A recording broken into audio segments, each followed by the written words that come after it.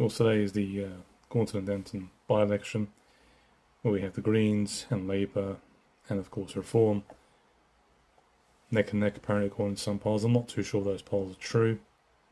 I'm hearing from some people on Labour are quite optimistic. Well, you just never know, do you? And the Greens, of course, think that they are lagging a little bit behind, which is why they're getting to work as quickly as they can and getting as many people as they can to come out and vote.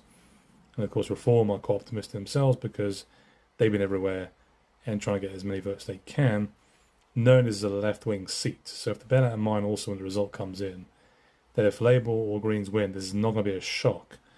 It would be a shock if Reform actually pulled this off. And if it was any other party for that matter. Now, looking at the polls and looking at what's been said, I'll probably have to say Greens are probably the favourites at the moment. So the results, might come as a surprise or a shock to some people. It might be a big margin or a small margin. That being said, there's no question from a Reform's perspective, from the things that I've read and seen and what's been said online and what's been said in the camp over in Gorton and Denton has been going around doing their door knocking and talking to people and leafleting and so on, is that the operation that's been happening is actually probably like a test run more than anything else. Not because they are not expecting to win, they'll give it a go, obviously give their best shot. If they don't, it's at least an idea of what their voting bloc will be like in some parts of the country. So there's not an unusual tactic or a setup that we've seen from parties, but from Reform, it's actually probably a good idea to see how it pans out for them. A strong second obviously is good, but you still lose a seat.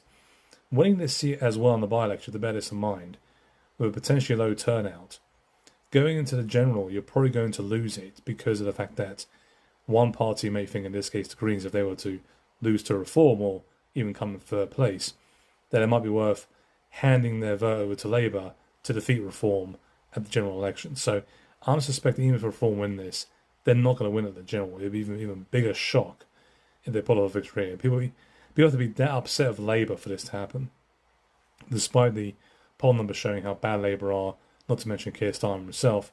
That doesn't translate normally to by-elections.